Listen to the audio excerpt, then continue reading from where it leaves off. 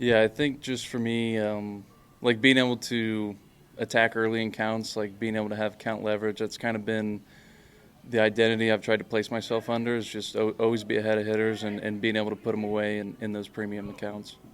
And the opportunity, of course, the Blue Jays getting you up to Double-A, and as it got closer to the trade deadline, did you have anything in mind or recognize what might be happening? Yeah, I mean, there was a handful of us that thought, something could happen. Obviously, the Blue Jays, the big league clubs, they're having a good season, so they're going to make a push for it. So we were aware of it.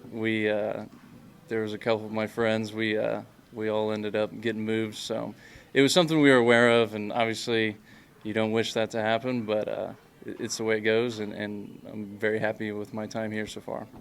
What was your first impression of the Guardians organization? Yeah, so I mean, I guess my initial conversations were pretty like stress free. Like it was like the first phone call I had was pretty much like explaining, hey, this is what happened, and then secondly it was like, when do you want to get out here? And I was like, I don't care. What do you guys got planned? They're like, take the day. We'll figure it out tomorrow. Like, we got a lot of stuff to do too. So basically just everyone being very, like, friendly is an easy word. I'm trying to think of a better one, but just very open to this opportunity and make me feel welcome and comfortable with the org. So it's been countless names to try and remember and figure out and get to know. So it's been a lot of new, but it's been really good.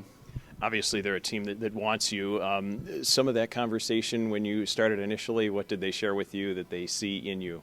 Yeah, so we had some conversations, and going back to my amateur days, like I'd had a lot of sit downs and a handful of meetings with the Guardians, so it made a lot of sense that this transaction happened. So a lot of those conversations were similar to what we had previously. Like it was like, hey, this is what we like, this is what we're all in on you, that kind of thing. So it's very rewarding as a player to hear that from some important people that they're investing in you and they think that much of you. So it's good to hear, and I'm grateful for it. What was the process like? Because you were on the injured list when you got traded, to be able to get to where you are now here in Akron. Yeah, so it was just this funny little hiccup I had. So get up to Double-A with the Blue Jays. I throw one outing. I come back. My shoulder was feeling kind of funny. And maybe like 2 or 3 days go by.